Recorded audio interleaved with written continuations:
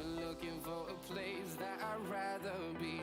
I've been searching for my own destiny. I raise my gun to the sky and scream out loud. This is my life, this is my hope, this is what I stand for. Now it's the time to let it all.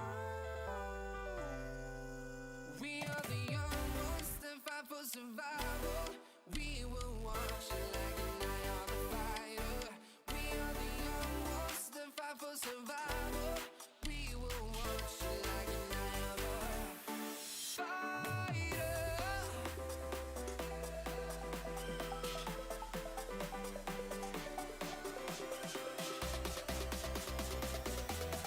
We will watch it like an eye on the fire.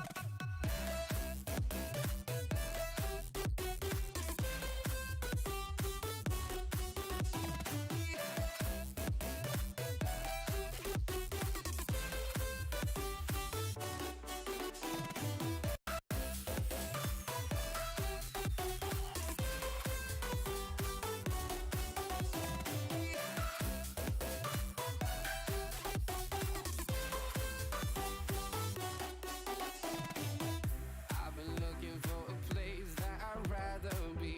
I've been searching for my own destiny. I raise my gun to the sky and scream out loud. This is my life, this is my hope, this is what I stand for. Now it's the time to let it all. We are the young ones that fight for survival. We will watch it like an eye on the fire. We are the young ones that fight for survival. We will watch it like an eye on the fire. We will watch it like an eye on the fire.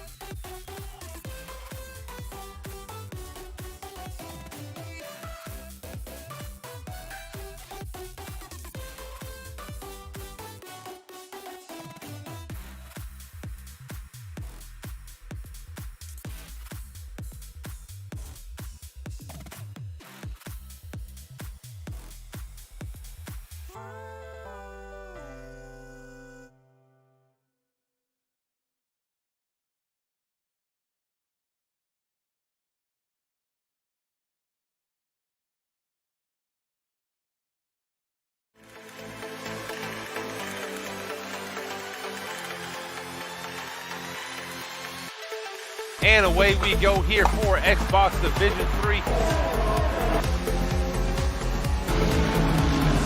Still wheel to wheel coming out of turn 19. Tries to go down the inside of Desio. Desio giving him space, but not by much. Oh, and he's oversteered, and he spun. They're side by side, off the track, neck and neck. Good evening, everyone, and welcome to PPR Esports, round number 14 of 22. We are in Belgium tonight, and in the booth with me is Biggles. Biggles, welcome. Welcome, welcome. Sorry, I was just enjoying that great introduction you have there at the moment.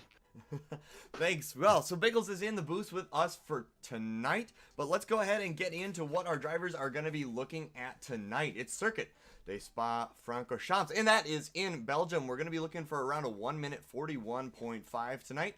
20 turns total, 11 to the right, 9 to the left. Softs, mediums, and hards are all available today. 10 laps on the softs, 15 on the mediums, 20 laps on the hards, 22 laps in total, and it is Belgium. It is a beast. Racing Point, we've got Getchum and some idiot with his 6th podium in a row last week. Going to be trying to make it a 7th this week. McLaren, we've got Creamy Johns and Rogue, both drivers having strong showings this season. A 3rd place and a 4th place for Rogue. Let's hope he's able to join us tonight. Mercedes, we've got Destiel and Donstas, both drivers been able to put up some good points this season. Red Bull, we've got Sony and Shea B, the consistent drivers in the midfield at the moment. AlphaTauri, we've got Corsac and Hammer Time 44.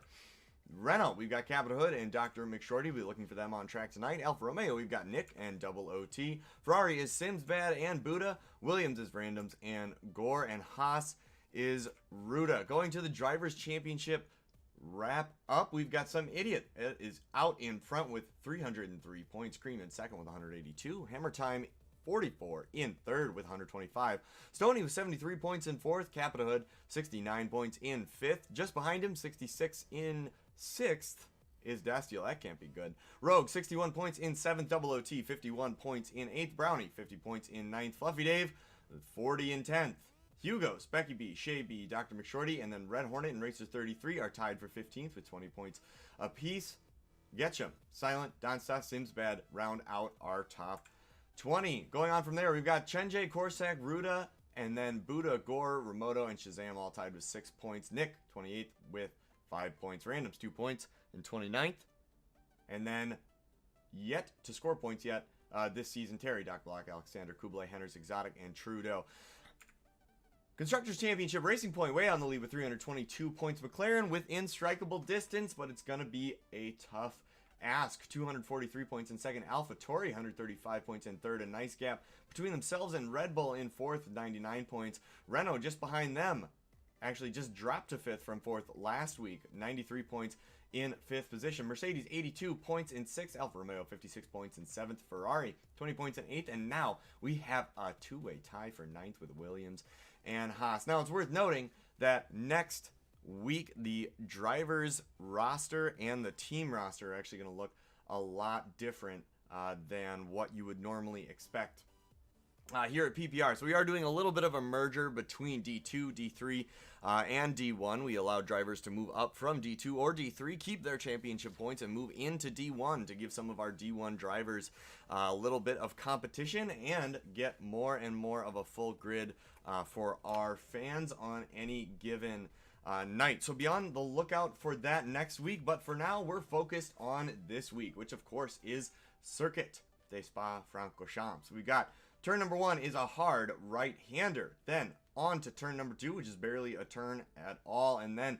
the famous Radion El Rouge complex of turn 3, 4, and 5. Down the Camel straight to 6. That wraps up sector 1. Just 2 turns, more or less. Then we got 7, 8, and 9. It's the chicane of Lacombs. 10 and 11. We've got the hairpin in the left turn out of it. Then we go through the rest of sector 2. Third turn 12, 13, 14, and 15. A nice complex of fast right to left handers. Then we go to turn 16, a long run into turn 17, which is barely a turn. Then turn 18, you got to be sharp if you want to take it at full speed. Then to turn 19 is almost a U-turn to the right, but stops at just about 90 degrees. Then you take it back to the left for turn 20 down the main straight, and then you're back at turn number 1. Biggles, how do you feel about Spa as a track? Personally, it's one of my favorites. I can't get enough of it. Well, it's certainly, yeah, it's definitely one of those popular tracks for the drivers. It's one of the drivers' favorites. It's already Becky B spun out of the pits. So, yeah, as you mentioned that. Spa is also one of those very tricky tracks. I think that's the reason why. I mean, it's 7 kilometers long, and that's just the short part of the overall track. And, yeah, definitely one of those drivers' favorites because it's tricky.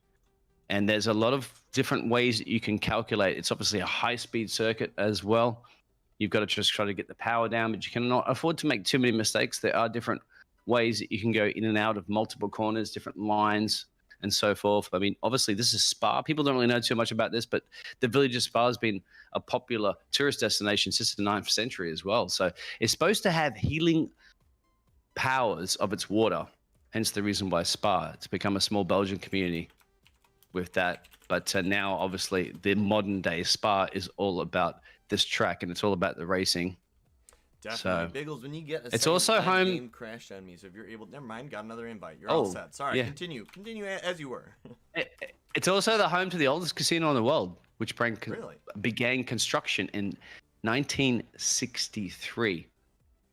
But the good thing also as well is that it also has a lot of opportunity. Sorry, I didn't practice any of my warm-up exercises before this. Plenty of overtaking opportunities. Absolutely. So qualifying on pole is not essential really, because in the last 10 races of Spa, the winners come from pole on just 4 occasions. And we can all remember that 1998 Belgium Grand Prix. Remember those wet conditions? It's remember for that first lap collision pileup that was involving 13 cars, which have an estimated repair bill of $13 million US. Wow, that is quite a lot, no doubt about that. That is, oh, this is going to be interesting. All right, let's see if we can. Yeah, practically in 20 seconds, you've just caused $13 million worth of damage. It's almost like a global national disaster, isn't it, causing that sort of damage? But anyway, let's see who can cause damage and get that pole position. Even though it's not very important, you still want to be in those first crucial positions, because going into the first couple of corners, as you know, it tends to be a bit of a pile-up. And if you can survive through that, you then have to survive through the roller coaster ride of Eau Rouge. Absolutely. And then also what I found too before in previous league racing is that the triggering point, and that's the point going into the first corner, is where the DRS activation zone is. They won't get it obviously until they start going up after they climb the hill to Eau Rouge, and then they go just outside of the last corner of Eau Rouge. The DRS gets activated. Now, with such a straight line speed, flat out, those drivers, some of them I see tend to do a bit of a switcheroo and try to just back off a little bit so they can not get that, go slower and let the driver get ahead, so that they then get the DRS activation point. I would also expect that for these Division 1 guys, because these are the cream of the crop, aren't they? The best, the top guns. Yeah, absolutely. That is one thing to be on the lookout for, is the drivers taking full advantage of those DRS zones. There is that short one on the straight, like you mentioned, and then of course the one down the rest of the Kemmel straight there after Radion and Eau Rouge. That can come into huge play, especially with turn 7 right at the end of that straight being a sharp right-hand turn. It is a prime spot for overtaking, as we have our first times starting to roll in. We've got Becky B holding it on top spot right now with a 141.6, a 142.0 from Some Idiot in second at the moment. Racer 33 with a 143.5. Some Idiot, of course, setting his time on the mediums. Not a half bad time at all. As you can see, other drivers, Fluffy Dave, Racer 33, and Shabam, aka Shazam, are having trouble keeping up with Some Idiot, even on the soft tire. So that's how you know someone has pace. Exactly, someone has pace. Also a tricky circuit. We're not quite sure about those changeable conditions, because as you know, this is one of the circuits being so long and in the Ardennes forest, all of a sudden it could be absolutely pouring rain in one part of the circuit and it could be sunshine on the other.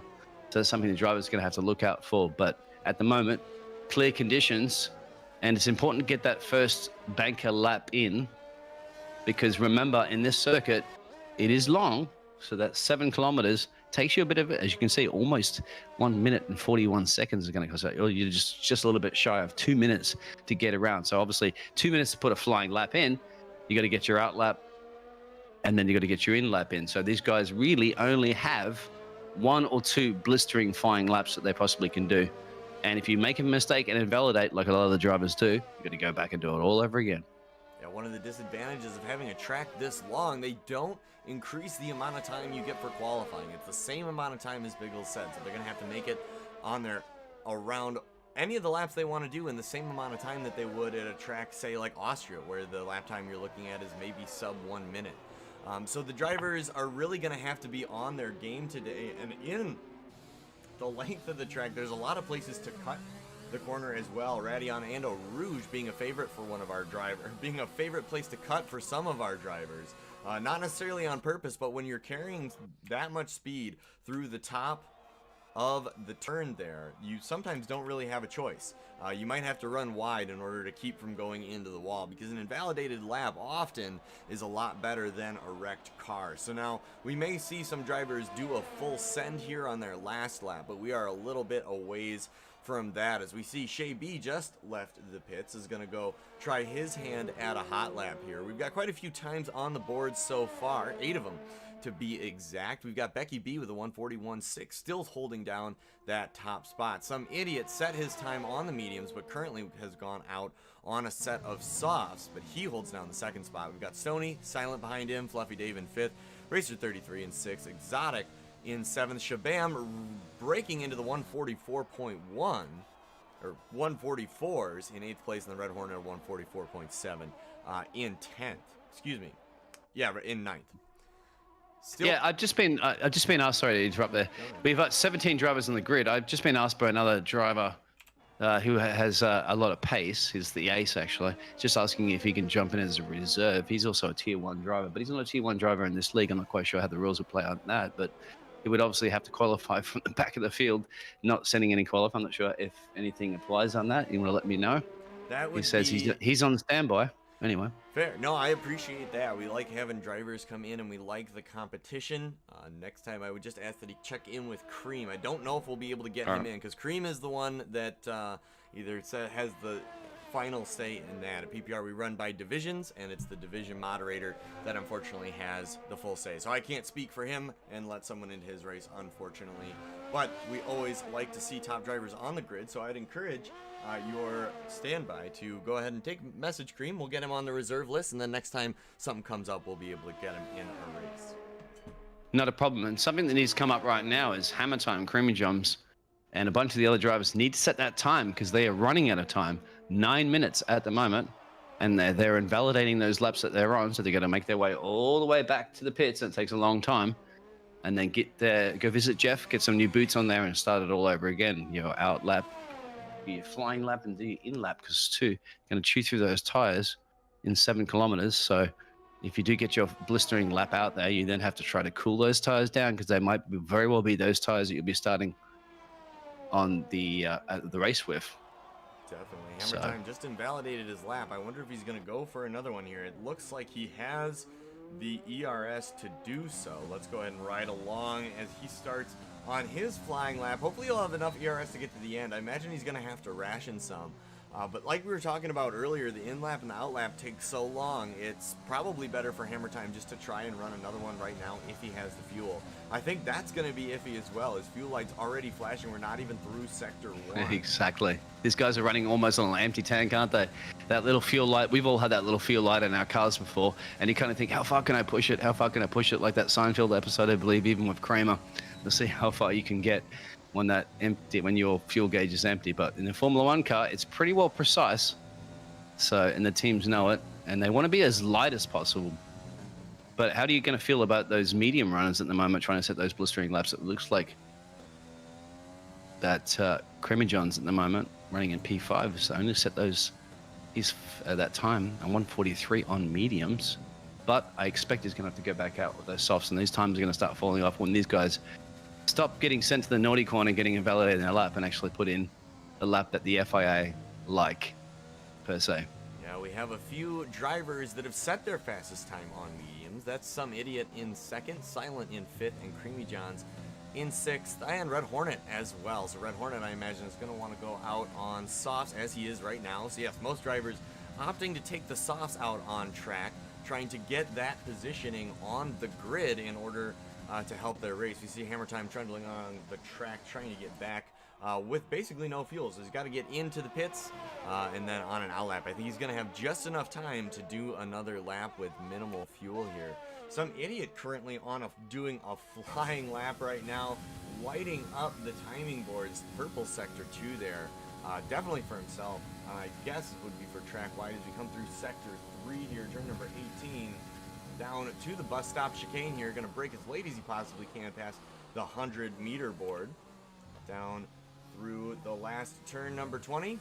Gets on the gas, controls the wheel slip, and Some Idiot goes fastest with a 141.4. Just before that, Becky B had a better time with a 141.6, but was not able to hold it against Some Idiot. Stoney with a 142.3 in 3rd. Shay B with a 142.8 in 4th.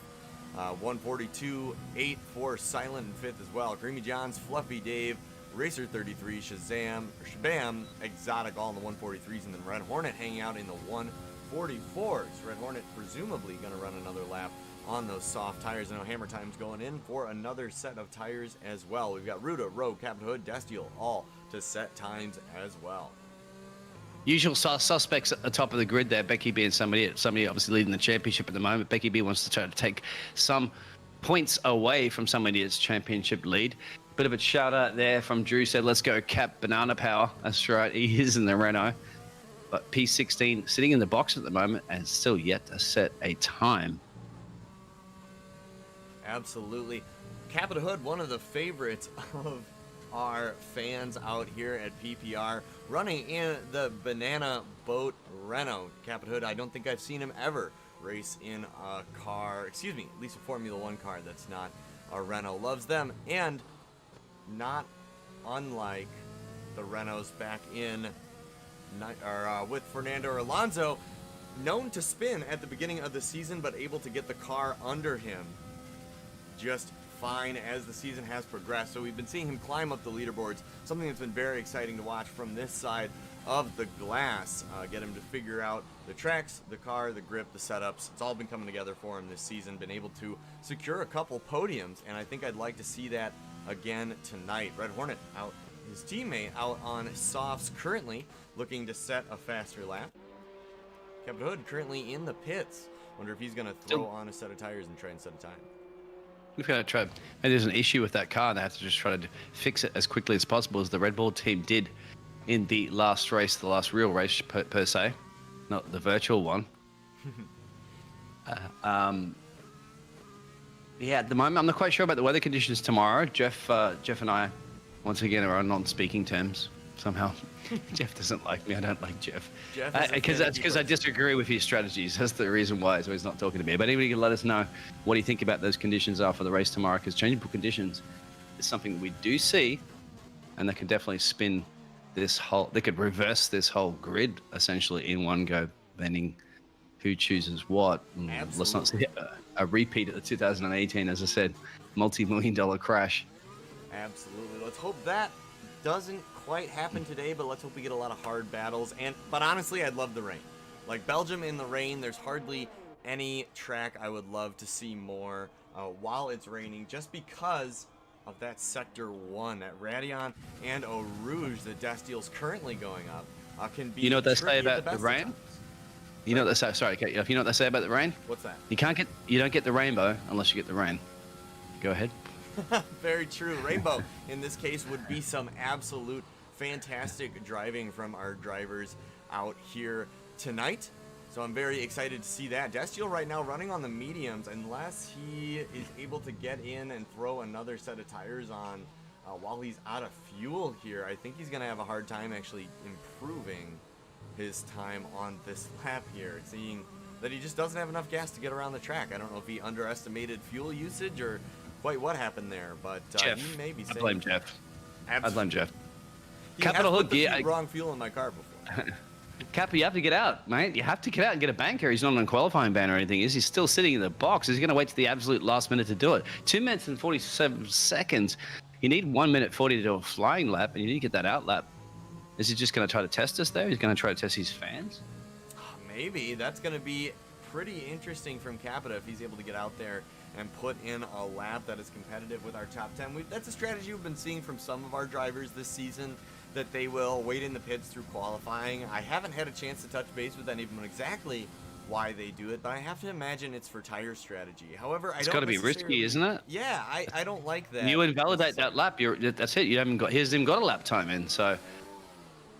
No, and that's what some of them I've been refraining from setting a lap time at all, which would then lead me to believe that they're doing it for tire choice at the beginning of the race. But you can kind of see where the other drivers place, and if you get a banker lap in, you kind of roughly know how many seconds that you need to improve on.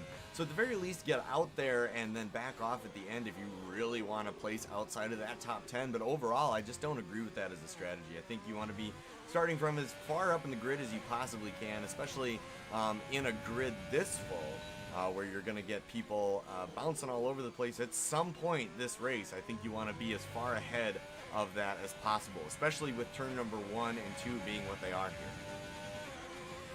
Ruda I'm interested to see what's going to happen with that strategy with those tires. The mediums are going to obviously go a lot deeper into the race, but they're going to lose a bit of that pace at the start. They're going to get those heat into it. The track temperature is 30, so it's quite warm for Belgium. Air temperature 21, especially this time of year. Oh, that is quite warm. Yeah, we've got about 15 laps normally on those mediums and then 10 laps on the soft. Those will get you 25 for those of you math wizards out there. And we're going 22 laps tonight, so soft medium is in the cards for a lot of these drivers. Provided they don't spin, they don't wear the tires down too quickly, and there's not a safety car that throws a wrench in the works for some of these drivers' strategies that may leave them wanting a different type of compound than they thought they originally would. Hards are very close to going the whole race. It'll be interesting to see if anyone chooses those, but I can't imagine they're going to choose those willingly unless they have to pit for a wing anyway after lap number 1. I imagine we'd see a couple there, but beyond that, I don't think so. Yeah, that's it. Well, you called it, didn't you? If you're going to go the hard tires, that would absolutely be a hard effort to try to do something about that to go all the way to the end. Welcome, Brownie. Brownie, thank you very much. The notorious B-I-G giggles. Thank you. And Brownie, well, certainly I'd love to see Brownie on this grid. He's got some serious pace as well. He's definitely in tier 1, as somebody at Becky B and all the other drivers that are in here. So these are the top guns. These are the guys that essentially would be, I would put 20 or 30 seconds ahead of my pace. That's if I can even survive Eau Rouge, mind you. Oh, definitely. But it's not about me. It's about the Division 1 of PPR. Oh, absolutely. Blisteringly quick. And speaking of, we've got some idiot now with a top time of a 141.2. Becky B, the only driver able to go close to him within 1/10. 141.3. Silent not too far back with a 141.6. But that is it for the 141s. Beyond that, we've got 142s of Shea B, Ruda, Stoney, Destiel, Racer 33.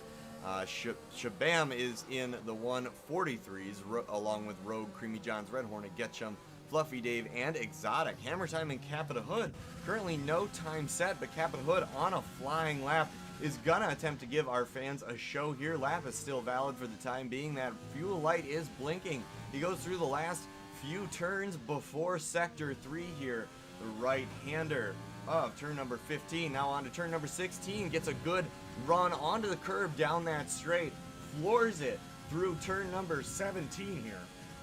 Got to come up to turn number 18. Has to throw it right across the apex in order to not let his foot up. Does a good job there. Those soft tires certainly were being pushed to their max there. Into the bus stop chicane to the right first, then to the left. Nice apex touch on both corners. Is going to try to position his car as straight as he can down the main straight here across the line. He goes 7th with a 142.3.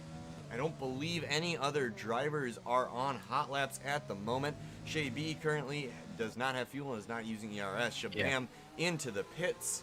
So you're correct. There's nobody else on a hot lap. And Capita Hood obviously leaving it to the last of the, well, we thought Daniel Ricciardo was last of the late breakers. I would have to say Capita Hood is last of the late qualifiers. Getting in P7, obviously, he could have probably pushed it a little bit further, but if he would have pushed it too far, invalidating his lap means he would have started at the back of the field. So I would take a 7 over last any day.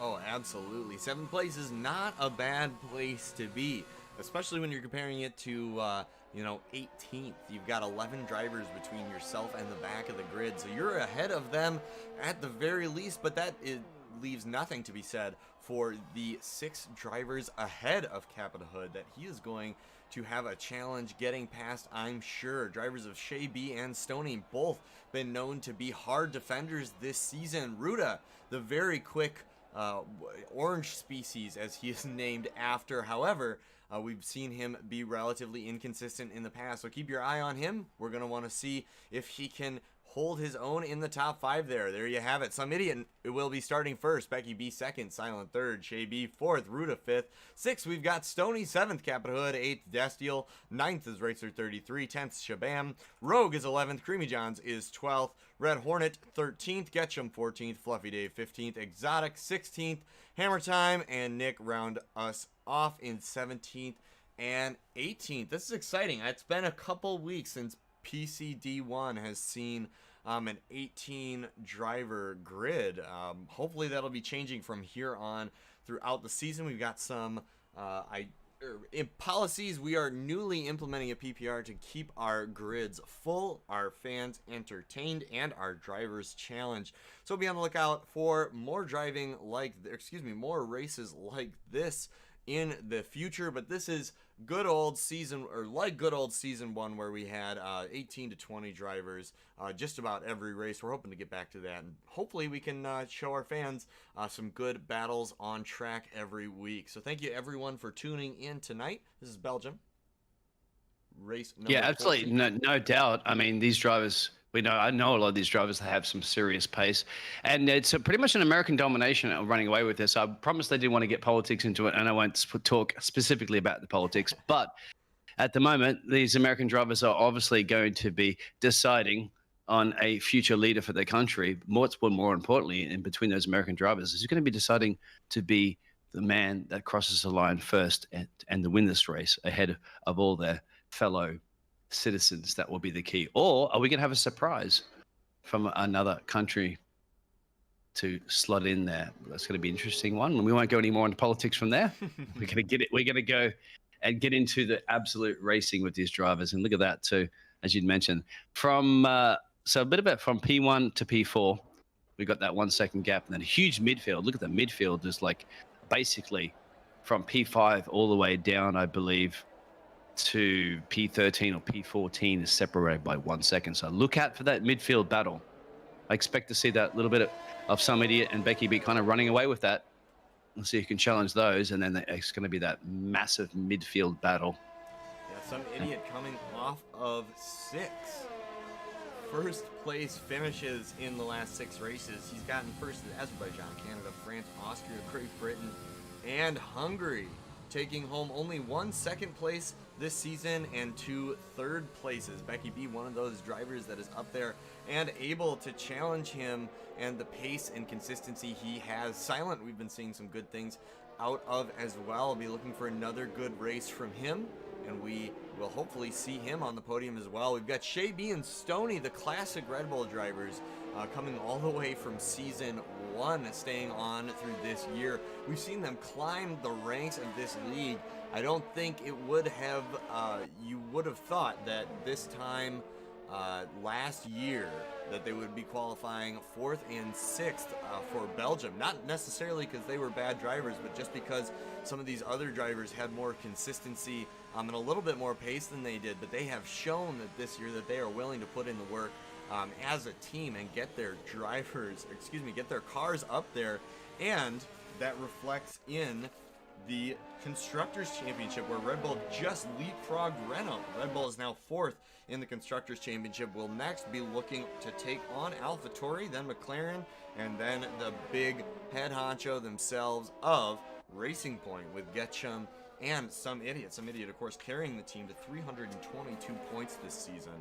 Just really a fantastic showing from him. Hoping that some of our drivers can up their consistency and their pace a little bit to hopefully challenge Some Idiot through the end of the season here. Exactly right. So starting to do it.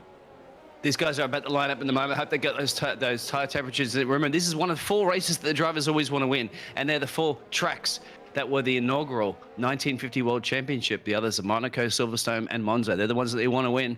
So this is it. Spa, who wants that? Who wants to grab that trophy? Who wants to be on the top step any second now? Our last driver, PPR Nick in the Alfa Romeo, pulls up to the line. In just a second, you'll see all the cars snap to attention. There they are. And then we will have the lights. We've got 2, 3, 4, 5. And they are out, and away we go at Belgium for PPR Racing, round number 14. Some Idiot down into the first corner. Silent following 2 behind him, just behind the Williams of Becky B. We've got everyone in and out of turn 1. Okay, some bumping and grinding with the McLarens and the Mercedes in the backfield. We've got Some Idiot and Becky B charging their way up Eau Rouge at the moment. Absolutely, and everybody's clean through those corners. Absolutely amazing to do that. We're going to see this huge midfield battle. The front runners want to try to pull away from that as quickly as possible, but they were looking ahead, not in their rearview mirrors. But look at this huge battle forming behind the Renault driver, the Haas driver. That's Sony, Racer 33, Rogue, Shabab. Everybody's going to be separated, and no DRS is enabled. Oh, there's a That's a McLaren off in the background. Is that Rogue? That's Rogue. Will that bring out a safety car? Well, Rogue is Not quite retired sure. from the session. That was, I only saw that out of the corner of the screen, but he went flying off quickly. I imagine he snapped an axle off of that one. The only other driver hanging back there is PPR Nick, but he's so far back, I don't think the two were involved. Right now, it's only a yellow flag, no safety car. Typically, it would have been brought out by now. So we're focusing on the action on the track. Currently, Shabam and Destiel, the teammates, are fighting for 9th. Destiel only 5/10 behind Shabam here. Racer 33 in 8th, 3/10 of a second behind Stoney. Then Stoney only 2/10 behind Ruda. Just behind him is, or excuse me, just in front of him is Shay B. So our midfield is very, very close at right now, ladies and gentlemen, as the time intervals have a chance to work themselves out from the game here. We've got the Haas of Ruda looking to make a move on Shay B down as we approach the end of Sector 3, the bus stop chicane here. It's a Haas sandwiched between two Red Bulls at the moment. Ruda, like I said, has been struggling with the consistency this season, dropped down to 6th, but still holding his own very, very well. And Shay B, by no means, is out of reach. Shay B actually keeping Ruda within reach of his teammate Stoney at the moment. Racer 33 not too far behind. Shabam just behind them with his other Mercedes teammate Destiel is right there. Timing. Climbing through our Rouge. This is going to be, DRS is now enabled, so you're going to see this huge midfield battle between Stoney, Racer 33 here, and a whole bunch of other drivers as the telemetry, as you mentioned there, kind of sorts itself out a little bit. Capital Hood up 3 positions into P4. Stoney looking to get the move done, actually gets it done at the end of a Rouge into turn 7, at the end of the Camel Straight, but Ruda's not letting him have it through the hairpin. Ruda takes the inside, bumps him just a little bit. Stoney takes the inside on the next turn, and Ruda doesn't quite get as good of an exit. Stoney's going to secure that position right now and keep Ruda off of his teammate Shay B. Virtual safety. And we have a virtual safety car. Who was that for? I can't you see. Oh, that's 2 cars at the back of the field there. Is that Nick and Creamy John's uncle? Yeah, it's McLaren, and that's definitely Nick. I think they're both basically together on track in P16 and P17. They're squabbled there. Yeah, maybe they were exchanging McLaren business has cards. no wing whatsoever, and Nick is missing his right end plate. So both drivers will be struggling quite a bit from a lack of downforce, and this is not a track that you want to see that at. It just doesn't work out. You're going to need all the downforce you can get, and we are back to racing speed. Some idiot gets a little bit of a jump on Becky B, is able to increase that gap ever so slightly. The timing boards can't figure out what they want to do as our drivers keep going back and forth in our looks like a battle here. between Ruda and Racer 33 there.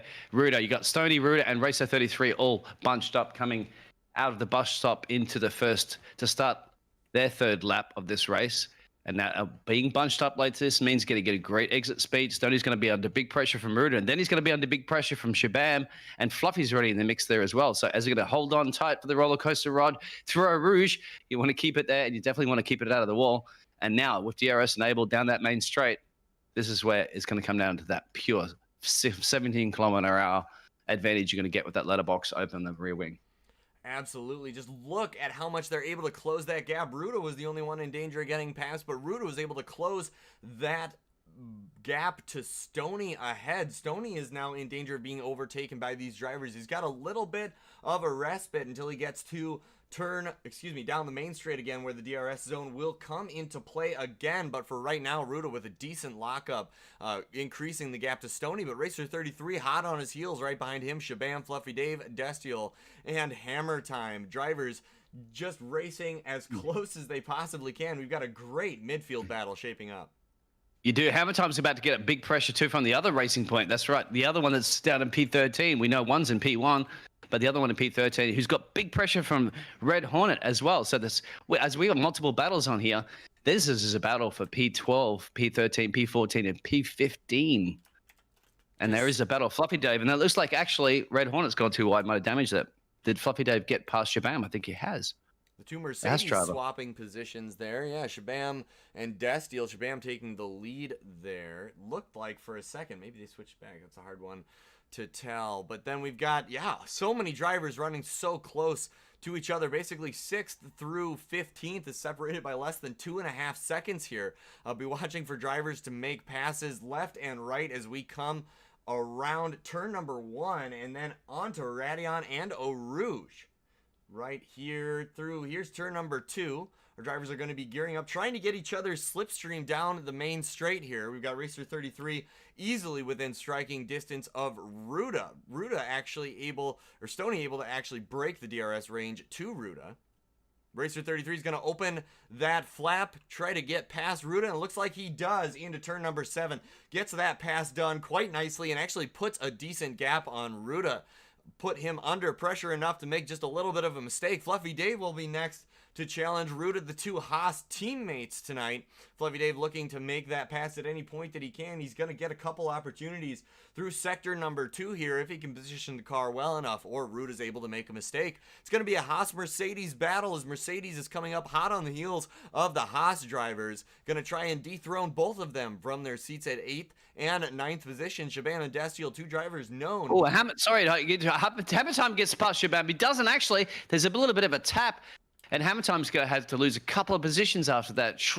Just think about trying to get past one car where he had the exit speed. Now, all of a sudden, he's battling a Red Hornet after losing 2 positions.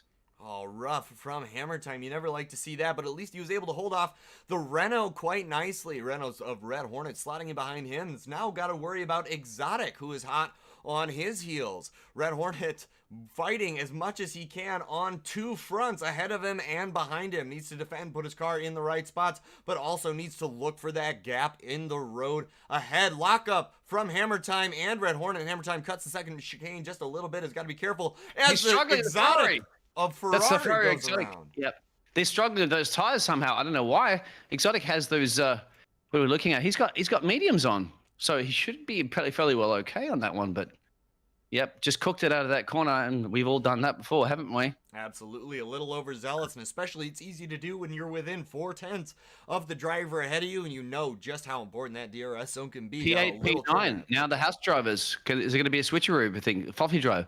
Fluffy Dave up 6 positions. Ruda's dropped 3.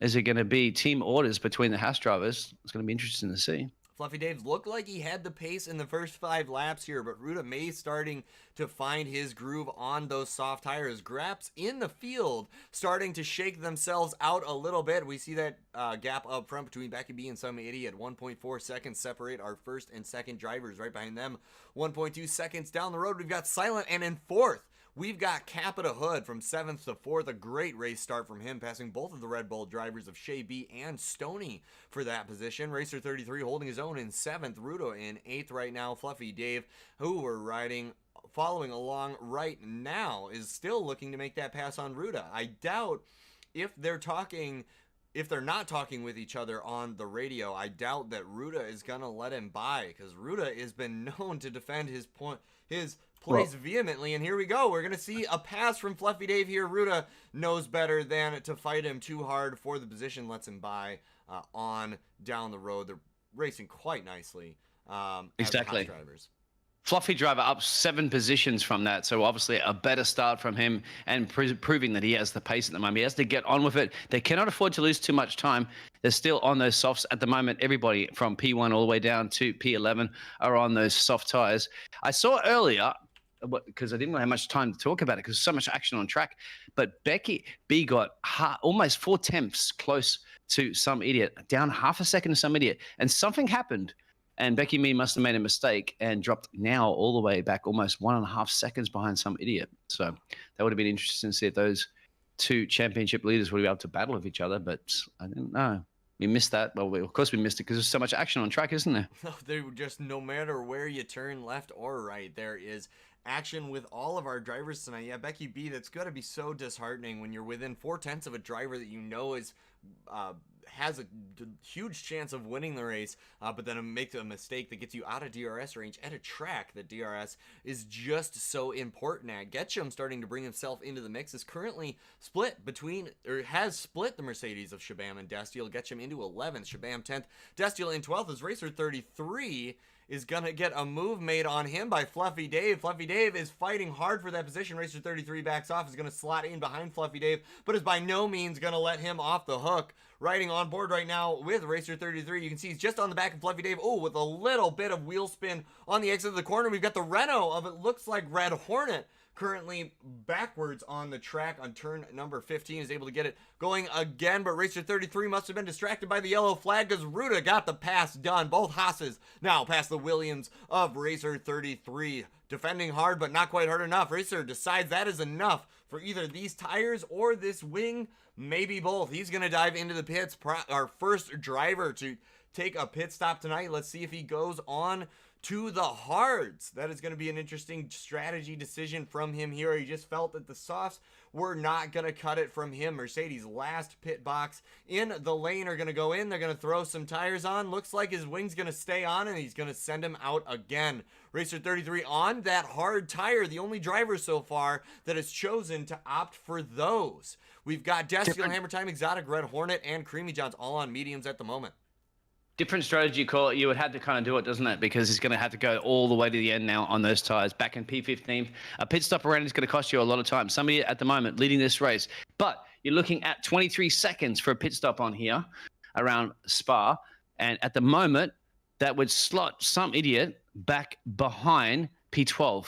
So you want to get clear air, and that's where Hammer Time currently is battling in the back of Getchum. So.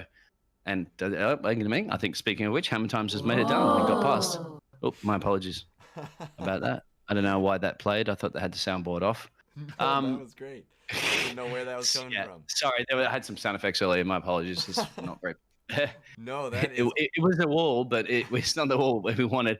Anyway, so yeah, these drivers are thinking these tires are going to start falling off the cliff, but they're so close. They're not without a... I mean, if you're in P1 right now and you're going to box and be back behind 11 and 12, that's a lot of work to do, isn't it?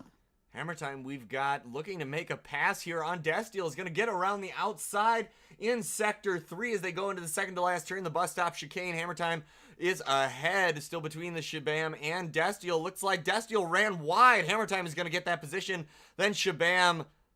then Shabam's falling down. Hammer Time and Destiel are going up. Oh, because we have drivers in the pits and plenty of them. Shay B, Ruda, Shabam, and Getchum all into the pits. The AlphaTauri of Hammer Time taking over 7th place, but still has yet to pit. So does Destiel, Fluffy Dave, Stony, Capita Hood, Silent Becky B, and some idiot. All of the drivers ahead of them. Those soft tires are rated to go 10 laps. So we'll be looking to see our top 6 drivers who are currently all on the softs going to be pitting soon, but right now we have a decent number of drivers opting for the undercut. Racer 33 trying it on hards, and currently it's working for him as he got past Ruda and Shabam as they pitted, but he is going to wait for more people to pit. Currently was not able to get past Shay B, but Racer 33, there we go, takes a position over from Red Hornet there. Nice pass from Racer 33. If he keeps doing that for the rest of his race, the strategy of the hards is going to work out quite nicely for him. Ruda now is faced with the task of getting past Red Hornet. Ruda on those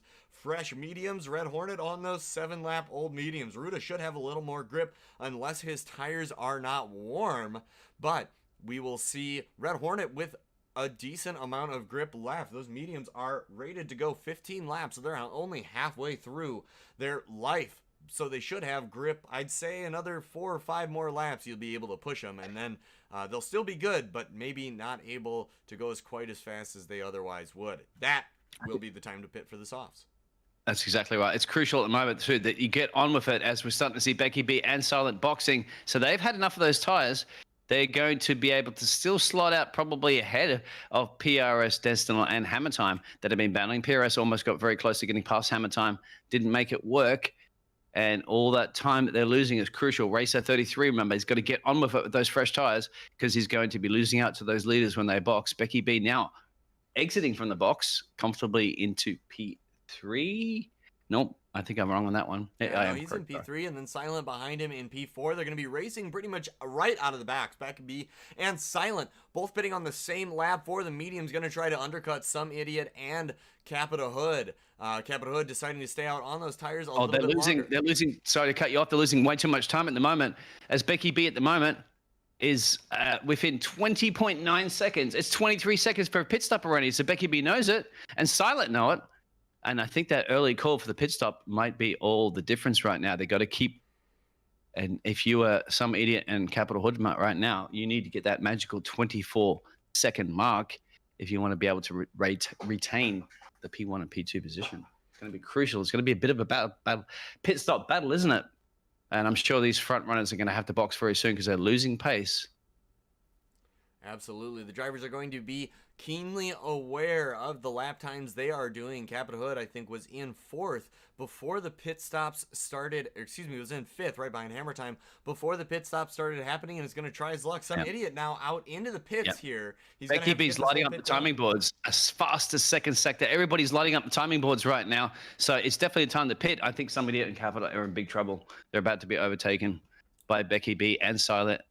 And Hammer Time's probably a little bit too far back. They might slide in just behind the Ferrari driver. It's going to be close. It takes a lot of time to get around that bus stop chicane, but we're going to see some idiot come right out into the thick of it here. Is he going to get past Becky B? There's Becky B coming around the last corner. Some idiot stays comfortably ahead for the moment.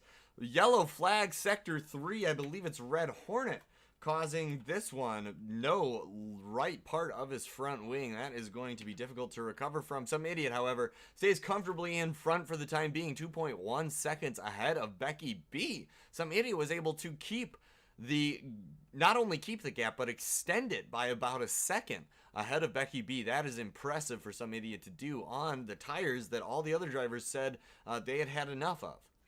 I'm getting that telemetry back, a 21.75 second. So that made all the difference. The average is 23, and it just must have hooked up that in and out exit for the pits perfectly, because you cost that 1 or 2 seconds, you could see, made all the difference to get back out in P1. Well done. Yeah, that's something drivers don't necessarily take into account when practicing all the time, but maybe something they could are their pit lane entries and exit. For one, on the pit lane entry, you run a very severe risk of getting a 5-second penalty if you're speeding, but on top of that, it loses you race time. Valuable race time that if you lose about 0.5 to a second in this case on your entries and exit, it can make a huge difference, whether that be DRS zones or sometimes a couple of places, as we see with our grid right now. Destiel only 0.5 behind Hammer Time. Exotic and Ruda both battling Racer 33 for 10th place right now. Racer 33 on those 2-lap-old hards, but Exotic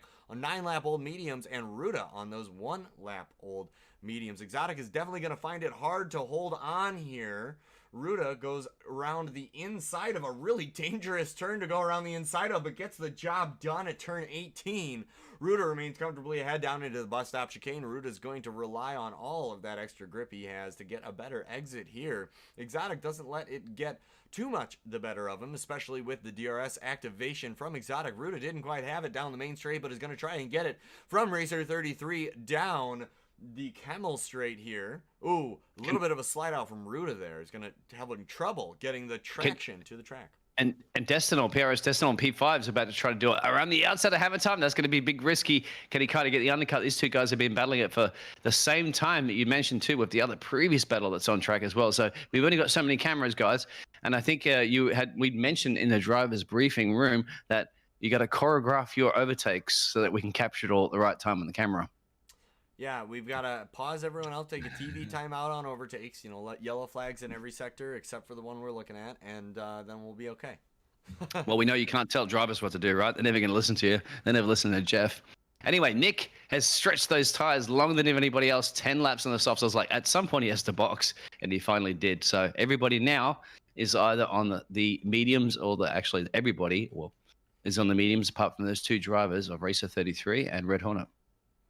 Red Hornet getting the hard tires under him. Going to take those to the end of the race. Not liking his tire wear at this track, but his teammate Capit Hood only 0.3 behind Destiel is going to look to get this pass done in the next couple of laps here. But Destiel in racing distance of Hammer Time as well. Capit Hood has the upper hand by far here with 0 laps on those mediums, 10 laps for both Hammer Time and Destiel on those medium tires. So Capit Hood would be ecstatic if he can get a pass done here. He's not going to want to be held up behind these two drivers. He's going to get the DRS activation, and hopefully he'll be able to make the pass going down into turn number 7. I don't think he wants a pass. I think he wants 2 passes. Both those drivers have older tires.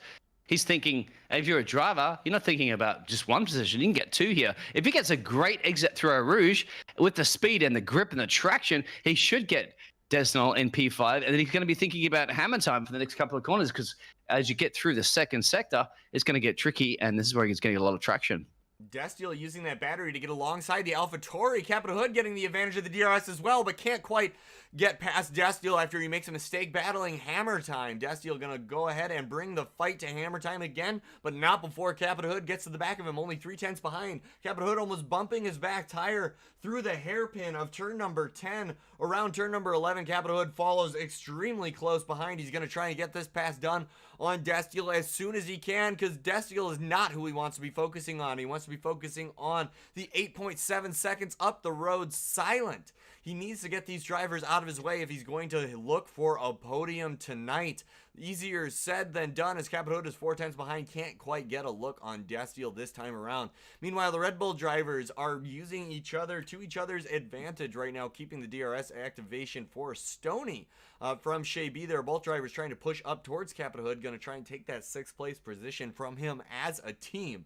But right now, Capital Hood has his own worries to worry about right now, trying to vie for position number 4. As we hit He's got to check into the bus stop, doesn't he? He's got to check into the bus stop. He's got to check out of the bus stop and getting his tickets earlier than the other 2 drivers up ahead, because this is another chance. He's got to run out of those chances. He's got the fresher tire. He has the pace. You know it. And when you're grippier than those other 2 guys, you cannot afford to be losing too much pace. You've got to get on with it. He knows it. Jeff knows it. The team know it. And a little bit of a mistake like that is going to cost you every little millisecond that you do not afford. This is a 3-way battle for P4, P5, P6. And it's also a battle going on for 1, 2, and 3. But this is probably the closest battle we're going to see on track at the moment. There is Silent Becky B getting pretty close, but yes, a little bit of a mistake from Capital Hood out of turn number 1.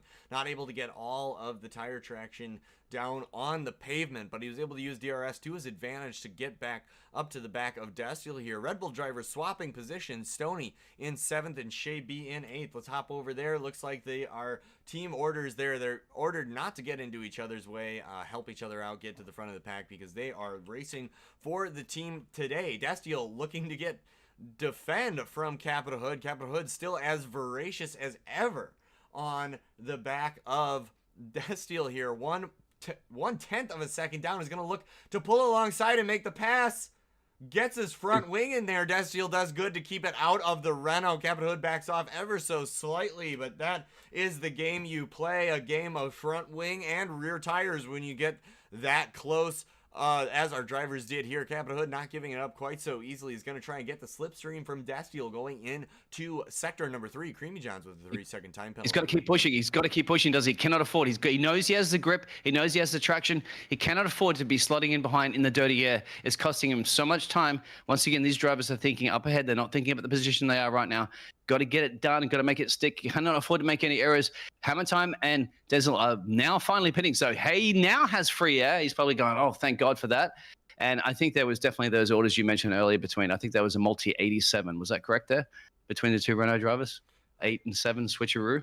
Yeah, between the Stoney and Shea B there. And the Red Bull drivers. Yeah, yep, absolutely. It's a nice little swap of positions there. They did that pretty beautifully. But yeah, a huge sigh of relief from Capital Hood here as the 2 drivers ahead of him pit, Hammer Time and Destiel. And look how close Silent's getting to Becky B right now. That's the Ferrari drivers getting close. I think Becky B might have made a little bit of a mistake. Becky B does not make mistakes very often as well. So if you're ready if you see a driver make a mistake like that, especially these drivers at this caliber in tier 1, you pounce as possibly can. And he's well, obviously that's the pouncing horse of the Ferrari. I can't even remember the name of the horse off the top of my head at the moment, but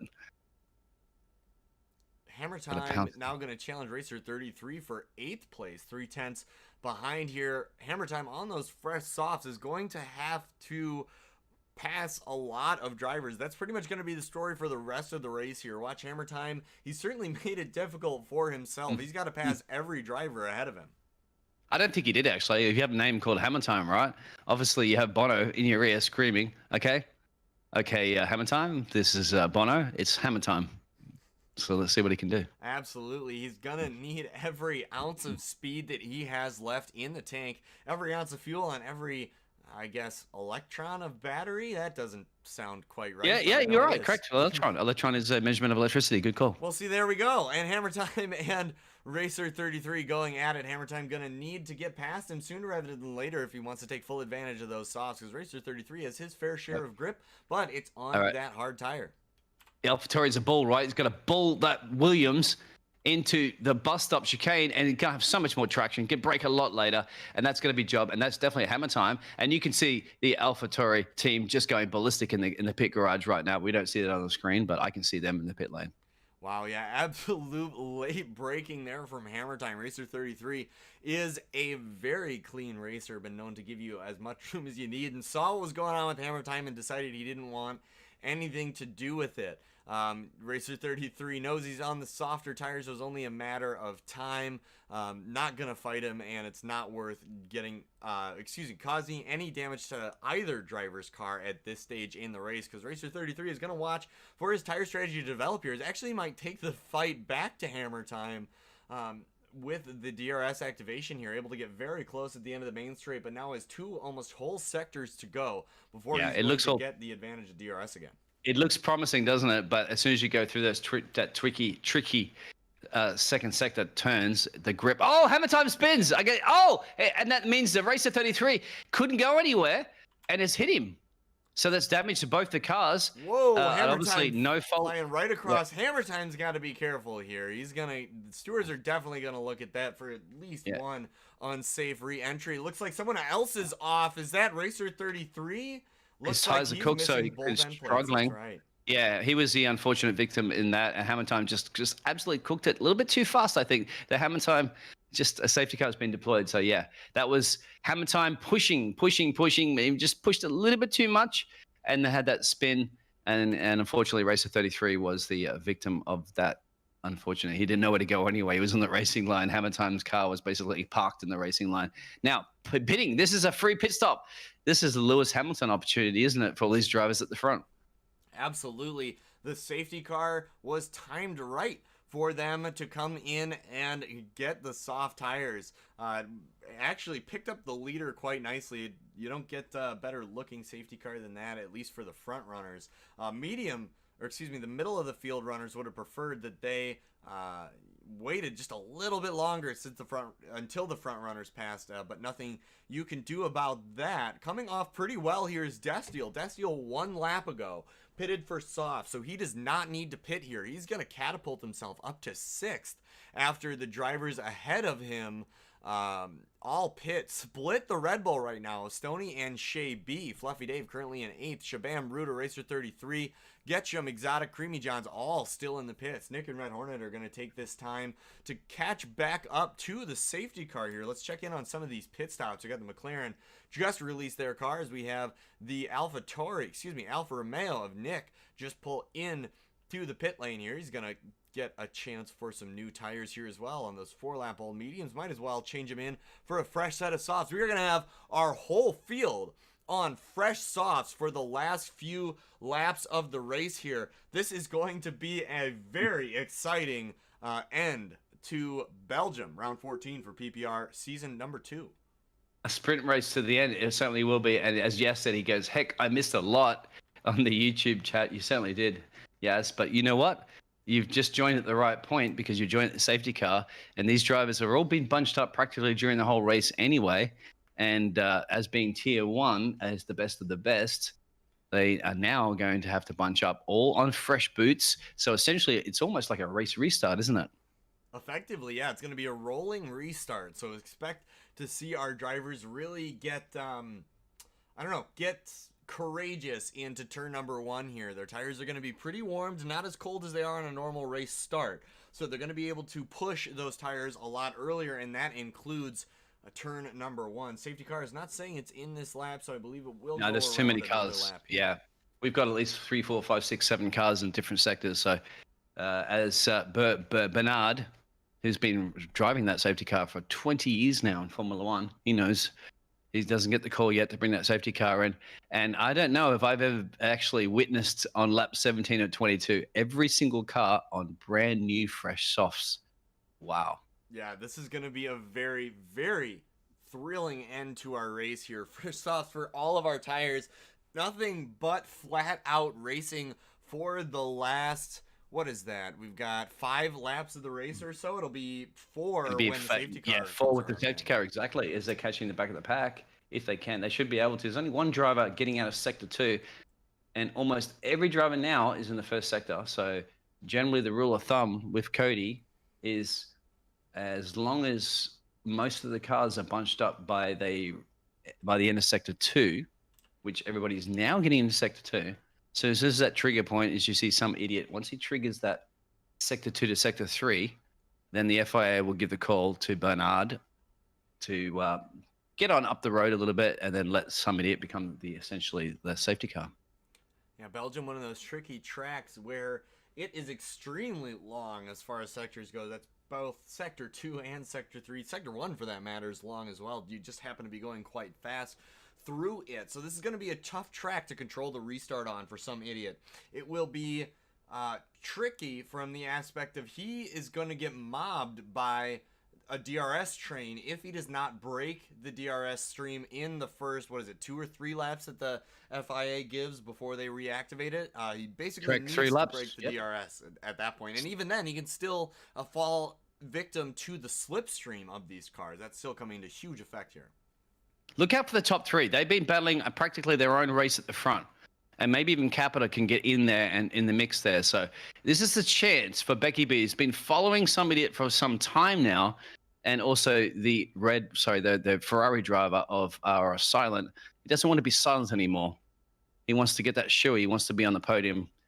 And this is their opportunity. This is probably the last opportunity they're going to be able to get to try to do something about some idiot and then be on the top step and dethrone, shall we say, our championship leader. Racer 33 having an issue right now with the drivers in the back of the pack. Mercedes slowing down. Racer 33 having to pass him, hoping he doesn't get disqualified at this point. Shabam, I'm not sure what's going on, but these drivers are being held up quite a bit at the moment. I don't like. We're gonna get one more lap. We're gonna get one more lap in the safety car. So there's going to be another sprint race, as you see. Time penalties are occurring at the moment. And speaking of time penalties, let's go through this real quick while we have another lap. At the moment, all the top 4 drivers have been good boys. No penalties for them. You'll have to go down to Stoney if you want to see the first of the drivers with 6 seconds of corner cutting penalties. 6 seconds of corner cutting penalties also apply to PRS Desnal. And then 3 seconds. Something back in the back of the field there. I just saw Racer 33 got a 5-second penalty, and I didn't see him off the side of the track. No walls hit or anything. So my guess is there was a coding error there. Either that or that could be. Shabam tried to slow down too much. Racer 33 had to pass him. And is going to take that penalty. So that will be removed, I'm sure, by the stewards after the race if Racer 33 decides to appeal that. Hopefully he doesn't have to serve it before the end of the race. He's already made those pit stops, so it should be okay. We do see that a lot. You can pretty much, if you're a betting person, you could bet on a 5-second penalty occurring under a safety car in this modern update version, shall we say, of the Cody game. But let's see. Anyway, hopefully we get the safety car in, and yes, definitely the FIA and these drivers should appeal that. Yeah, I think everyone wants to see this race finish under green flag conditions. So I'm hoping the safety car goes in this lap. Number of laps it will be. It will be insane, right? This is the 3rd lap around the track. However, they're bunched up now. Very long because it's Belgium. They're bunched up. I'm seeing the safety car, and then I'm seeing all the other red dots on the track map at the moment, and that means that the safety car will be in only and almost any second now as they get to the sector 2. It feels like an eternity, doesn't it? 7 kilometers. Every sector essentially here is about 3 kilometers. So now somebody knows it, Becky B knows it, Silent know it, Capital Hood know it, and everybody else, this is their opportunity to pounce, try to make an opportunity. So they're going to go into those first couple of corners as well. It's going to be about somebody that must be under big pressure, and he needs to know that he needs to get that perfect launch, and there's the call as they approach into sector 3.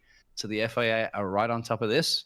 And remember, no DRS, no DRS until the last lap. Yep, good call. So only slipstreams through sector number 1 for our drivers for the first couple laps here. Then DRS will turn on, I think, for the last lap, but that will be about it. So expect to see a lot of passes on the last lap. Some idiot right now backing up the track. I don't think I've ever been this excited for the ending to one of our PPR races. Every driver on fresh softs. We're going to throw it into the last corner here. We're just waiting on some idiot to let the pack go. Still sweeping back and forth, warming up his tires. Is going to try and get all the heat into him he can, and it looks like he's starting to flatten out.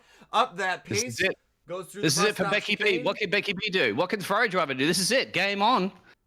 And we Look at are the under launch. green flag conditions. We're back to race pace again. Some idiot leads the charge down into turn 1, way out in front of Becky B. Caught Becky B sleeping. Silent is going to try and get the pass done into turn number 1. Can't quite get it Becky done. B's sleeping. Silent's going to make a run side by side. They can't do it through a Rouge, can they? I'm sure he will try as he goes side by side. Right through a Rouge, then Radion loses it and takes them both out. Oh, no. We have the Williams and Ferrari spinning on the track. That was a risky maneuver that didn't pay off for either of them. Capitol Hood seemingly phasing right through one of the cars, gets that done without, I think, any wing damage. Capitol Hood is going to thank his lucky stars for that one. Oh, can you think about that? Becky B from P2, Silent from P3, now P15 and P16. You can see somebody and Capitol basically just shaking their fists, and all the garages are going, yes, yes, yes, because somebody now has that space. But remember, he's practically probably got this race in the bag, but see, Capitol Hood has pressured them from behind. There's a bit of a chain forming behind Stoney. Wow, just an exciting lap number 1. We've got Shay B and we've got Fluffy Dave here in, Shay B and Fluffy Dave in a battle for 5th here. We've got drivers 3rd, 4th, 5th, 6th, 7th, 8th, 9th, all the way through 14th, only separated by a couple of seconds here. Decent gap between Stoney and Capitol Hood. Capitol Hood hoping to have 2nd place wrapped up just fine. Then we've got Destiel, Shay B, both fighting for 3rd position with Stoney. Destiel's going to try and make a move on the outside. Can't quite get it done. Stoney runs him just wide, but Destiel puts his car back there on the inside of the bus stop chicane here. In the 21, allowing a little bit of space, but should have a better exit, Kenny, and gets it done. That's it. P3 up for the Mercedes. Got to get the job done if he wants to get P2. He's not thinking about P3. Fastest 3rd sector as well, so he's on a mission with that Mercedes. Stoney and Shay B, drivers at it again. Teammates, but no team orders this time, are going to be battling for position, but need to be careful not to take each other out. Similar story for the Haas drivers of Fluffy Dave and Ruda in 6th and 7th. Fluffy Dave a decent amount ahead of Ruda, so it's Ruda's job to keep drivers off the back of Fluffy Dave at the moment, as there are only 2 laps left in this race. 5-second penalty for speeding in the pit lane for Silent, not what he needed after that crash after turn number 3. Both him and Becky B are in the pits right now, probably just thinking it's too much, it's too late. They're just going to have to settle at the back of the field and probably have a little bit of a private battle, shall we say, between those 2 guys. I'm sure they're going to have a private conversation about that. Going 2 into a Rouge, we know what's going to occur with that. The only time I've ever seen that in history done was between Alonso and Mark Webber. But that's only a 1 in a million occurrence that ever happens. So, yeah, as you mentioned, Stoney B and Shay B, and also both the Haas drivers are slotting in there, Fluffy Dave and Ruda. Now, this is the time to pounce. No DRS is enabled, remember, to the last lap. So you got to rely purely on your slipstream pace if you want to get past. But somebody in Capitol Hood looks like they're going to get securing that top 2 spots. Exotic doing it the hard way with a 3-second time penalty.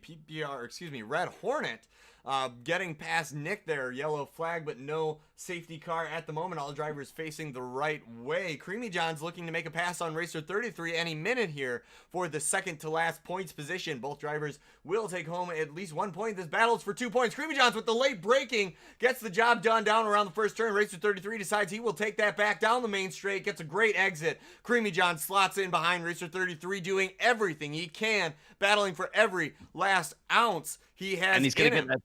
He's going to get that DRS run now down and back straight. So you look at Racer 33. It might have been, as I said, that little bit of a tactic that drivers do, because get that DRS range over a Rouge is going to make all the difference, isn't it? And there's not much time now to defend. You got to save up that energy. Either save up that energy to attack, or you save up that energy to defend. Absolutely. You're going to need it at some point in the last 2 laps here. Racer 33 has a chance to get past Getchum for 8th position. Creamy John's not a threat for the time being, but is going to be one here ever so shortly, as he does have, or is only 3/10 behind. There we go. We can see the train right now. Ruda, Getchum, Racer 33, Creamy John, 7th through 10th. And look at this battle behind Stoney. He's got his teammate and Fluffy. So at the moment, Stoney's costing his teammate as Fluffy's going to go closer and closer in there. So it's Haas versus the Red Bull. At the this moment. Is crucial. Absolutely. Looking to make the pass on both Red Bull drivers at the same time. Destiel is going to be looking to pass Capitol Hood here as well. We've got a lot of action shaping up for our last lap of the race. We'll get that DRS activation down both the main straight and the Kemmel Straight, so be looking for passes to happen there. Destiel going to be looking to take a shot at Capitol Hood. Fluffy Dave is going to be looking to take a shot at Shay B and or Stony. Shay B is going to be looking at the same from his teammate. Ruda almost clawing his way into that DRS range behind Fluffy Dave. Might get the advantage of the DRS. Getchum falling behind Ruda just ever so slightly. Falling into the grasp with Racer 33, getting caught up in that battle. Creamy John's going to be looking to take one of those positions as well. Destiel, here he gets ready to make the run on Capitol Hood. Exactly. It's going to be a three-way battle here. I hope there's not going to be a three-way through a Rouge. If they need to have a lesson, they need to have a lesson from Becky B and Silent, but they're not learning. So this could be a battle going up through a Rouge. Look at this. Williams versus the Racing Point. Oh, too wide. And wow. Looks the like McLaren in the Racing McLaren's going to capitalize on this. Creamy Johns, as somebody had to lift it. It was Getchum. He had to lift. In the right place at the right time. Creamy Johns is going to look to take a second position off of Racer 33 here now as well. Getting right behind him. No more DRS for the rest of the lap. Is going to have to do it all with skill and the fuel in his tank. Fluffy Dave gets the pass done on Shay B for just a second, but isn't going to be able to keep it. Falls behind. Fluffy Dave looks like he's going to slot in behind Shay B. Now only 4/10 going through Sector 2. He's going to have to make up that time if he wants those points. Shabam pulling a 3-second time penalty at a time where it is not ideal. Shabam up into 11th, but is doubtfully going to get any points tonight if he keeps getting time penalties like that. Getchum holding on for everything he's got. Stays on the inside, stays ahead of Creamy Johns for the time being. Racer 33 is clear at the moment. Is going to want to keep it that way through the rest of Sector 3. Some idiot out at the front of the race, leading pretty much his own. Destiel is going to catch up to Capitol Hood. Only 3/10 going into the bus stop chicane. Destiel is going to try and make this pass as at the last minute here, cuts the apex, doesn't quite get there, is going to put the power down. Capitol Hood able to keep it ahead. And somebody wins. Some idiot crosses the line first. We've got Shay B, then Fluffy. Oh man, Fluffy Dave catapulting up to third after time penalties. These time penalties coming into play huge for these drivers tonight. Wow, what a fantastic ending to a fantastic race here at Belgium tonight. Be on the lookout on our standings page. I'm sure some of those some of those time penalties are going to be challenged with the stewards, so standings may change ever so slightly with some of those getting hashed out. But can you believe this at the moment? 13 drivers have finished the race, and the only 2 drivers who yet still finish the race at the moment are Becky B and Silent that were running in P2 and P3. I would not have expected that only 3 laps ago, but of course on the restart, you have to keep it clean in order to make it far in the race, and that they were not able to do. Man, what a fantastic race and exciting from Silent. Oh man. Oh, Fluffy Dave, driver of the day today. Makes sense. Up into third after all the time penalties shake out. Let's go ahead and get into our final lineup tonight. We've got Some Idiot out on top, then Capitol Hood in second, Fluffy Dave in third, Shay B in fourth, Destiel in fifth, Stony in sixth, Ruda 7th, Creamy Johns in 8th, Getchum in 9th, Racer 33 in 10th, Shabam 11th, Exotic 12th, Red Hornet 13th, 14th Becky B, 15th Silent, 16th is Nick, 17th Hammer Time, and 18th is Rogue. Nick, Hammer Time, and Rogue all with, Nick finished the race, but Hammer Time and Rogue with DNFs tonight. I think Nick tried to retire, but it brought his car back on the track, so stewards will review that one. But go ahead and look at our times tonight, ladies. Yeah, if you go to school and you learn your mathematics, I'm sure the top 3 at the moment are going to teach you that if you get a 0 penalties, look at the difference. The top 3, the only 3 drivers in this race that did not receive a penalty, got a podium position.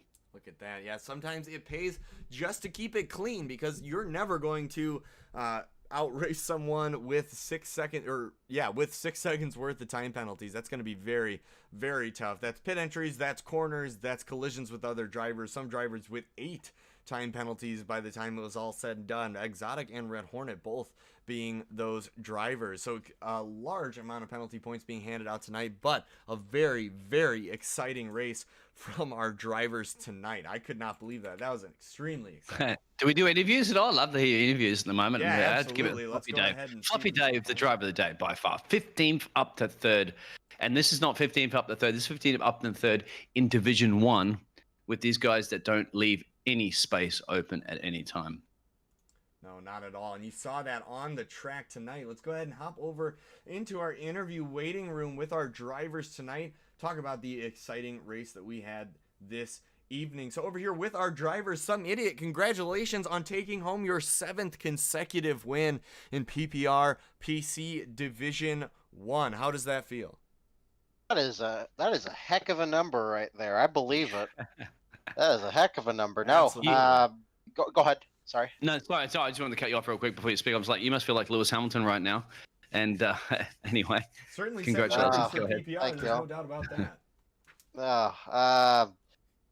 Yeah, I mean, I will say, Becky and Silent, they were both keeping me honest until the safety car. Once the safety car hit, I saw they got caught up in Eau Rouge. What happened? What happened from the stream? They tried to go too wide through Eau Rouge. We were watching them as they did it. Becky B and the Ferrari driver did a little bit of a tangle through Eau Rouge. They tried to do the Mark Webber and Fernando Alonso. Unfortunately, it did not work. Oh no! Oh, and I saw that happen. I saw them tumble down the field, and I'm like, well, damn. You were like, yes, that's what you were saying. Yes, because you had space, because it was the only chance Becky B could to try to pounce ahead. And but that restart, wow, you just got like an amazing restart. That gave you that breathing space. So let me say this. I love attacking on the restart exactly like that through bus stop. Basically, you can't predict it because I can go at any moment.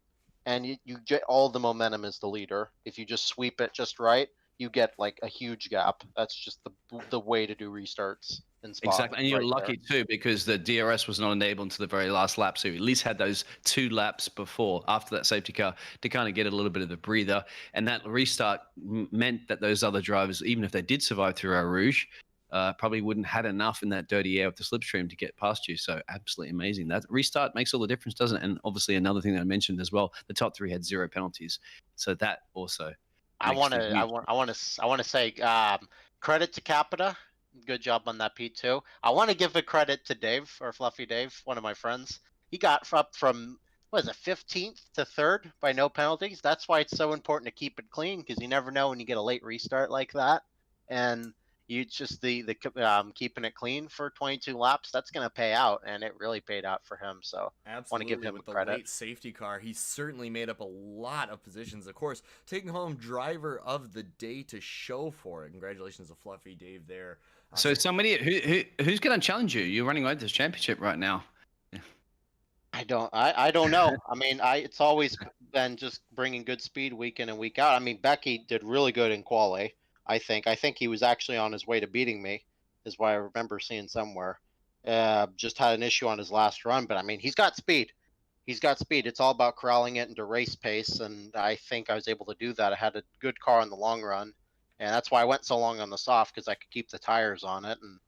And then when we got to the medium, the tires were still good. Car was good over long distance. I mean, that was just how it paid out. Exactly. Well, obviously, you pretty much can engrave your name into that driver's standings trophy at the moment. That would be yours. Probably another one to your collection. You have to probably buy another house and store up all those trophies that you've been earning. Is that how we do it? Remember, yeah, the constructors are still up for grabs. So at least, well, you can now negotiate with your team and the multi-million dollars you're going to be earning, whether or not you're going to be driving for the same team next season. That's going to be the key. Yeah, that would be nice. No, that would be really nice. That'd be living up life. But I'm rambling on. Well, congratulations, man. You are the challenge. You have a target painted on your back right now, and at the moment, nobody's shooting anywhere near your target. They're missing every single time, but it could only be a matter of time. Can't let the guard go down, can you? Got to keep it up. No, not at all. So that brings us to our second place driver tonight, Capita Hood. Capita Hood in the right place at the right time with the least amount of time penalties. Congratulations on the second place finish. How are you feeling after that? Pretty good, man. I tried to keep up with Silent in the beginning, and then I made a mistake, dropped out of DRS, and just completely lost a bunch of time. So that wasn't fun. And then the safety car came out at a perfect time because I had just hit the wall right as it came out. And that worked out well. And I didn't have any warnings that race, which is extremely surprising for me. And then that safety car restart, I saw them going too wide into Radeon and was hoping to try and make some sort of double overtake because they were both going to be offline and they ended up hitting each other. So I had to make a huge lift, and it looked like I ghosted through Becky B. Yeah, we saw that on stream. They were just 2 cars there. You just drove right through them. I thought it was going to be a 3-car pileup there, and all your races would be over. But no, you just went straight on through. I was terrified. I'm gonna have to go watch that back because I tried to go. I gave a huge lift, went off track, and then yeah, I don't know, made it through somehow, and then I was able to keep everyone ahead or everyone behind. And then there's no chance in catching Cody because he'll always be better than me. 'Cause Oh, he's that's the not goat. the attitude He's I the want to goat. hear from a driver. So that's not the attitude I want to hear at all. You never say that. I know, Never give I know. in, never surrender. We'll hop over to iRacing and see how it goes, but he'll probably still beat me there too. Ed said if you never go for that gap for that opportunity, you're no longer a race driver. Exactly, yeah. Which I tried to do with Destiel halfway through that stint, but could not get by those guys who were still on their first set of mediums. Yeah, we were luckily they watching pitched. you struggle through Strategy, that there. perhaps. Absolutely, but yeah, it looked like that gap was tough for you. You had brand new medium tires and were battling with drivers that were on 10-lap olds. Do you think that would have, I mean, you got second anyway, so I guess in the end it didn't matter, but do you think if you were able to get past them faster, you would have had a better chance for a podium? I mean, obviously you're on the podium, but a better chance for getting second or third organically? Honestly, was just hoping for P4 better. I know I didn't have any penalties, and I was driving pretty conservatively not to get any, so I was just hoping the guys up front would get some. And that safety car really helped out. At 145. Congratulations. Thanks, man. That's you enjoy Happy that New Year. champagne. Don't drink too I will. much, and make sure you keep wearing your mask in between that. And well, not a shoey just yet. You need an Australian on the podium. You can have a shoey, but That's I'm sure fair. it'll Yeah. happen. Can't So blame that. thank you very much. I believe I've asked Silent and Becky B because I really want to hear their opinions on what happened to Well, before we Rouge on go this to one. Who them wants to very go quick, first? Let's go ahead. Let's go to Fluffy Dave, our third place finisher. Okay, sorry. We'll get Yeah, to go ahead. Becky B and Silent here in some minute. They're with us, but let's go ahead and go to Fluffy Dave. Congratulations on the penalty-free race, third place. Is that your first podium with PPR? I believe so. This is also my first podium in league racing for this game. Congratulations. Congratulations. Yay, Thank good you. job. Yeah, I got lucky. Some people took each other out and unfortunately had incident ahead of me. But Well, I don't kept think it you got clean. that lucky, sir, because you had 0 penalties, and that is doesn't come skill. just down to luck. That comes down to skill. Yeah, Go ahead. I was on 2 warnings, so I got pretty close. I see. So you're right on the border of that, but saving those penalties are what end up making your race, getting your first podium for Formula One. Do you think we'll see another podium out of you before the end of the season here? Maybe if I put more practice in this game, but I don't actually do too much practice. Well, But I tonight- always try to keep it as clean as I can. And that showed tonight. Yeah, tonight should be the indicator that you've got what it takes to keep it clean enough to get to those top positions. Time penalties or no, you had the pace tonight as well. So congratulations on that. We'd love to see more podiums out of you this season. And we'll, yeah, congratulations.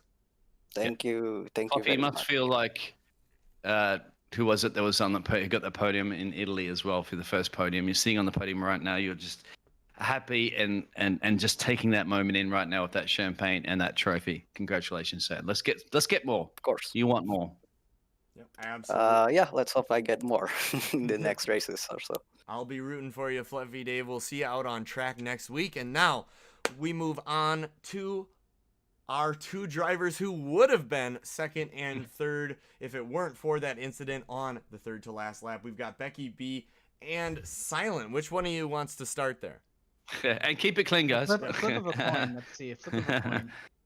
I'm sure there's going to be a little bit of maybe. Anyway, they've been in the driver cool down room, so they should be okay now to speak. Yeah, I've to us, cooled isn't it? myself down as well. So. Yeah, and Go we've ahead. already talked about it. I mean, Yeah. I feel I can start, I guess, but after the restart, some idiot got off to a really good start, and I had a pretty terrible start. So I knew that at least going into turn 1, it was going to be close, which it was. And then I saw we were side by side going into Eau Rouge, and I was having flashbacks to other league races recently. And you know, it is what it is. It happened. I think I left enough space, and we'd talked about it before. We both kind of agreed on that, and he kind of just lost the car. So, you know, So it sucks. but I'm interested because, like, I mean, obviously 2 into a Rouge is a risky move, and every once in a while it's pulled off. But knowing that if you were to somebody was to back through a Rouge, you're definitely going to have that straight line slipstream anyway, if I'm not mistaken. right. So is You it are worth right. the risk or if not? But then again, once again, you guys do not want to give up any inch to anybody, and I can really appreciate that too.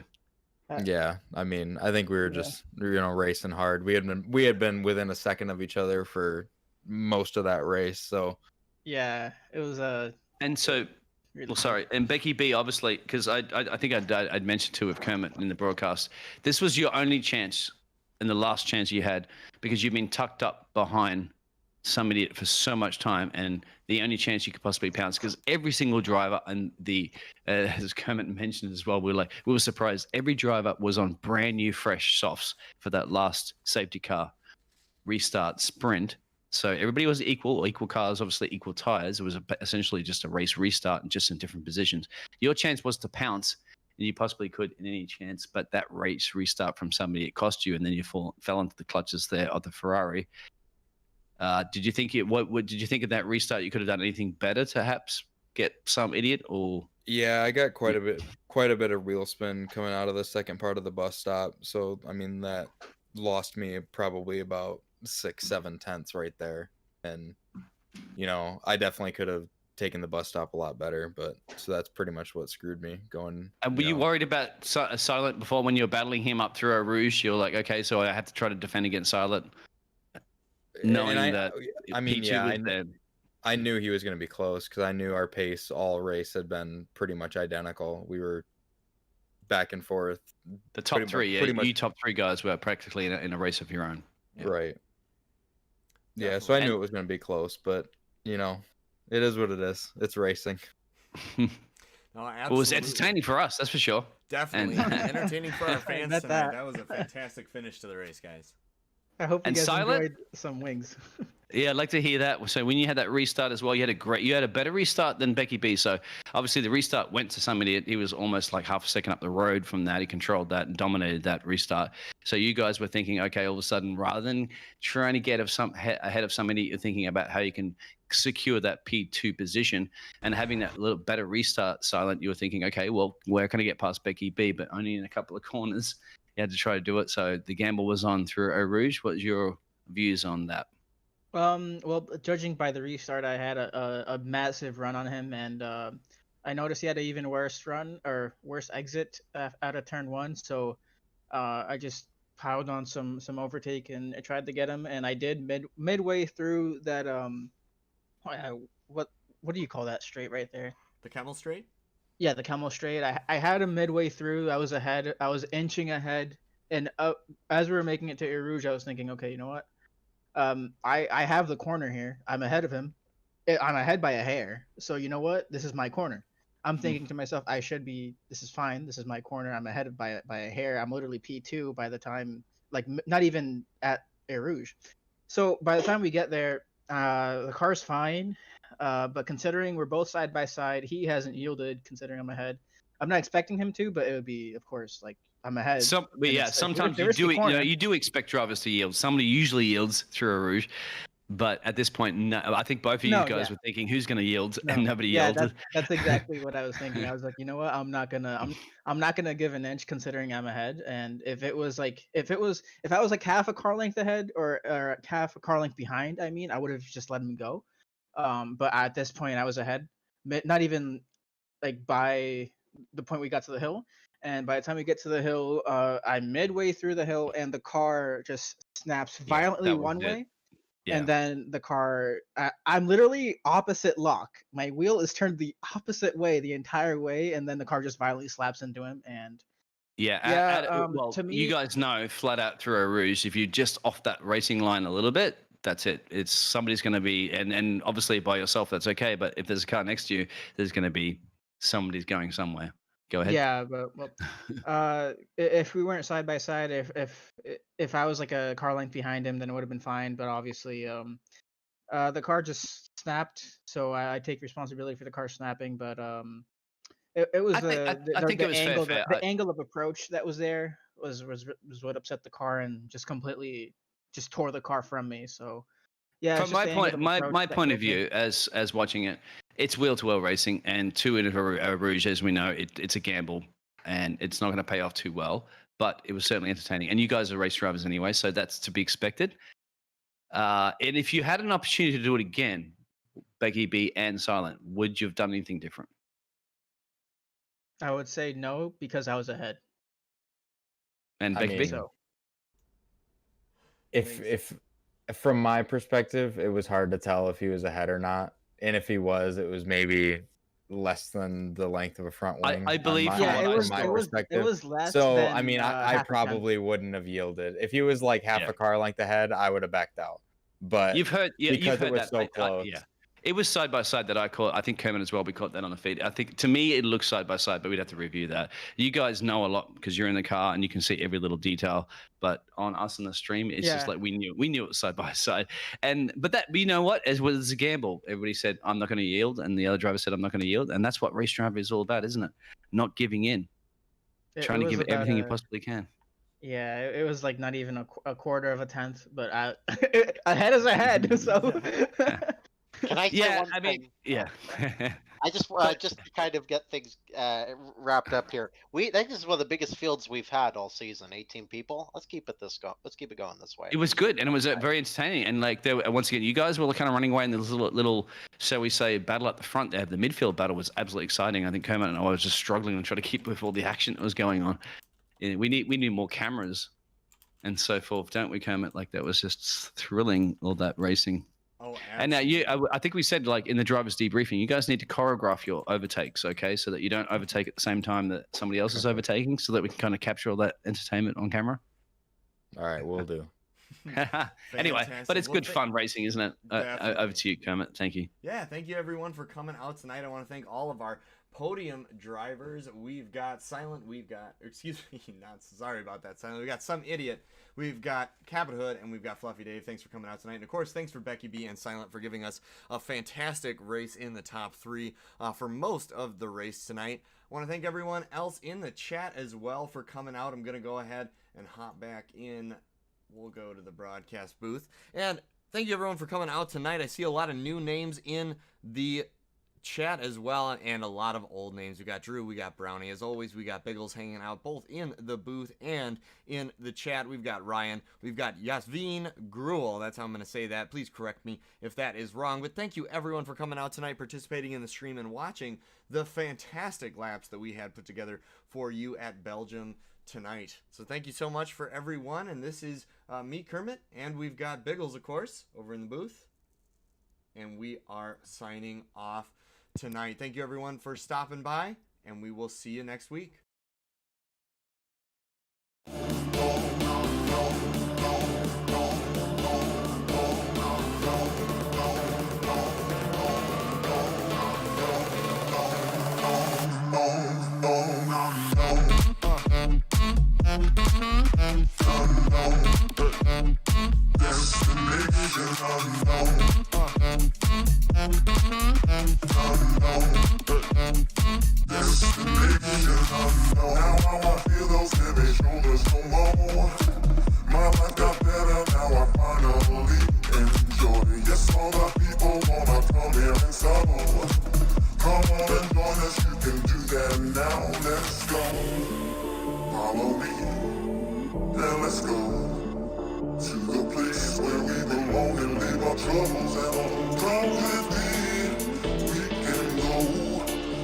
Paradise of love, enjoy a destination unknown.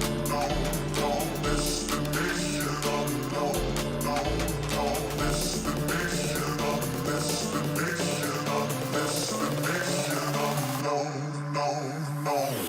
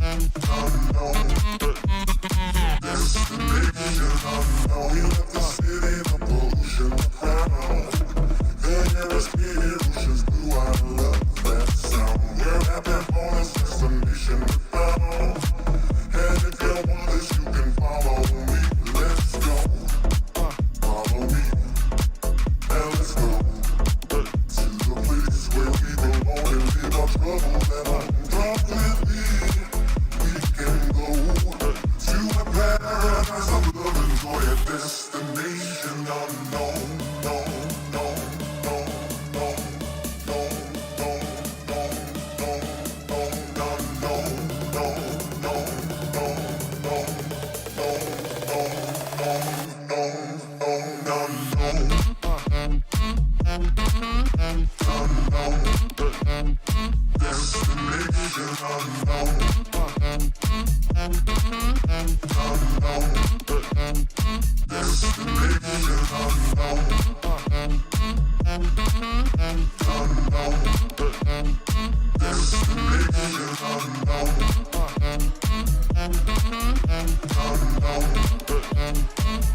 unknown.